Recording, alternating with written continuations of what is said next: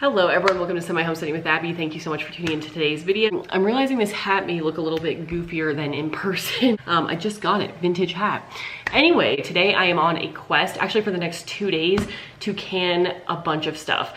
I wanna make a full batch of jams. So I wanna make triple berry jam, blackberry jam, blueberry jam, peach jam. And then the other thing I'm trying to make is a peach puree baby food. So I have a little niece who is 6 months old and she is tasting different purees and stuff. And I have a bunch of Palisade peaches, which are super juicy and amazing, that I want to try to make into a baby food puree. And I Googled a peach puree baby food recipe, which you wouldn't think is necessary because it's literally just pureeing peaches, but I wanted to make sure all the safety stuff is correct. So it says to thaw the peaches, cook them over a stovetop for about 5 to 10 minutes, and then puree them. Then I'm going to put them in these little mason jars and then fully water boil can them, just so they can be shelf stable and safe for, you know, multiple months. So let's get started.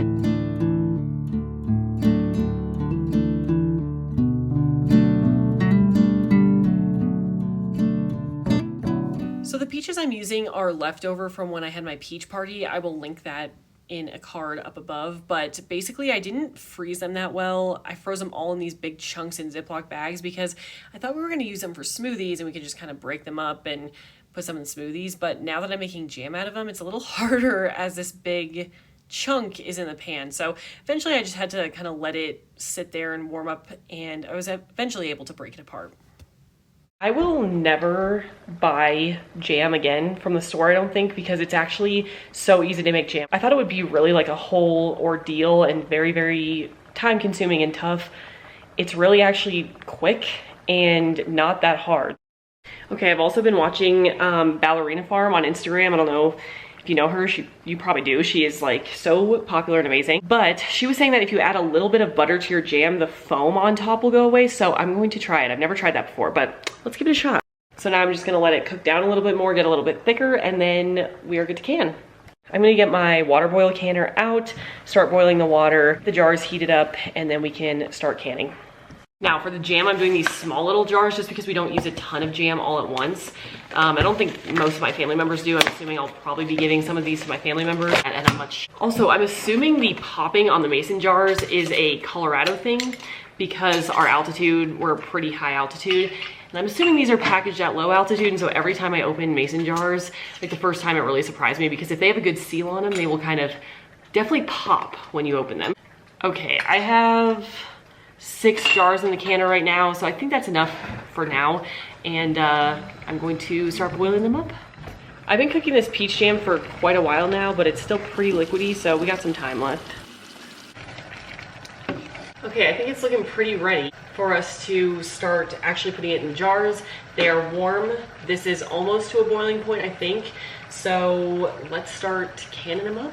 I told myself I would get a canning funnel before I had to do this the next time, and I have not done it, so I'm still using a ladle. Now I did spill a decent amount here, but I do get better as we go through the video at maneuvering the ladle situation without a funnel, so it gets better. I think I actually estimated how many jars to use like pretty well. Honestly, I nailed that estimation. Look at how much I have left. That is it.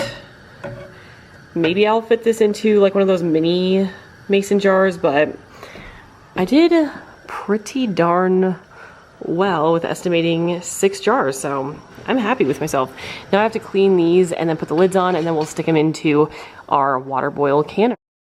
What I'm going to do in the meantime is start pureeing the peaches for the baby food. Then I need to cook it. People say usually cook it before you puree it. I honestly feel better about pureeing it than cooking it. I'm gonna water boil can it anyway, so it should not have any bacteria either way, but I wanna be extra safe. So I'm just going to blend the peaches first, make a nice puree, and then I'm going to cook it to make sure all the bacteria is out and then can it. So let's get that started. I think also a lot of times the fruits and vegetables that you're canning are not soft enough, so that's why you cook it also. These peaches are extremely soft, so I think I'll be fine with the switching up the order. So we'll see though. I'll do a little taste test of it just so I know that my niece is getting the best. I think there might be some big chunks at the bottom, so I'm gonna, I don't know, it looks pretty smooth to me. I'm just gonna keep blending.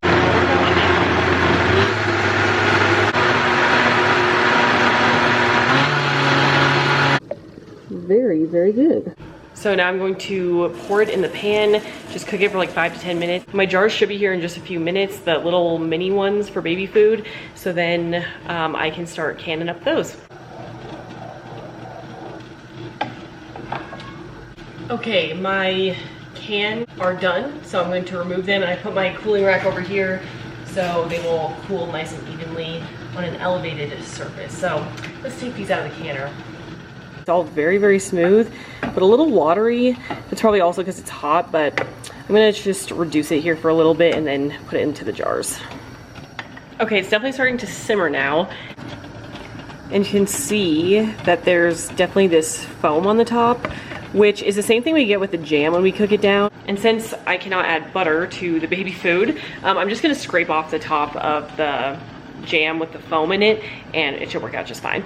Okay, the jars just got delivered, so I'm going to start heating these up, put the food in, and then fully water boil can them.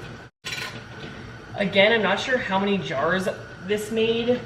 I'm gonna guess 8. It's kind of a lot, I think. Okay, I have the lids and the canisters in there heating up. I'm gonna move my jam over here. It's definitely looking like a better puree consistency as it cools down. It's a little bit thicker, and I think it's good.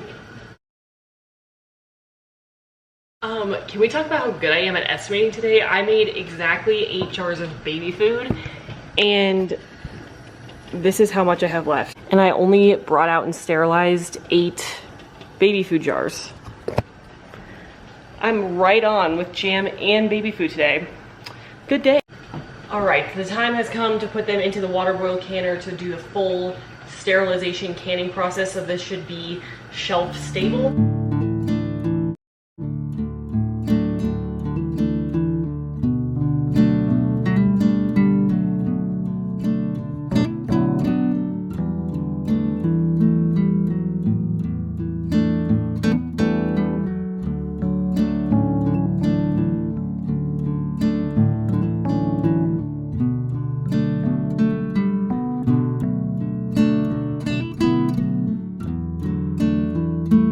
Okay, it is the next day. My husband's on the phone out there, so I cannot talk out there, but I wanted to give you the rundown of the plan for today.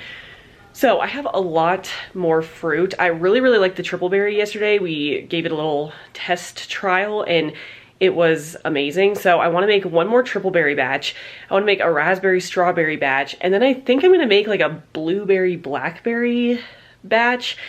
And I think I'm getting better at the estimation of like how much fruit to how much sugar. So I could basically like fill up my big saucepan with fruit, and from there it's like 2.5 cups of sugar. Then I add 2.5 tablespoons basically of lemon juice, and it all seems to gel up really well and be the right sweetness. So that seems pretty consistent between like my saucepan size and how much sugar and lemon juice is required. So I don't think I'm gonna look at any other recipes. I think I'm just gonna go based off the ratio that I've been finding works.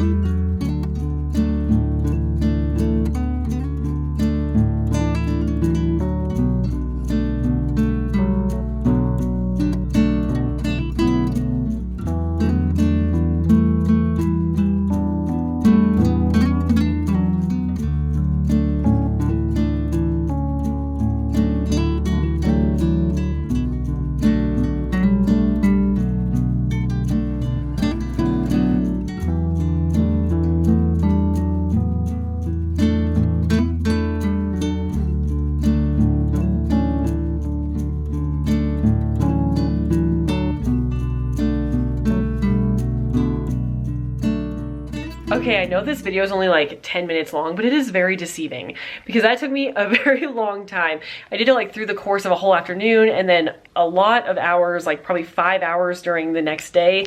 So it was very time consuming. My legs were tired, but it was well worth it. I think we have enough jam to last the entire year. I gave some away to family, but I think I ended up with about 26 jars or so of 4 different flavors of jam. So it was very, very good. The only thing I would have done a little bit differently is I froze those peaches originally to put into smoothies, so I did a little bit of bigger chunks.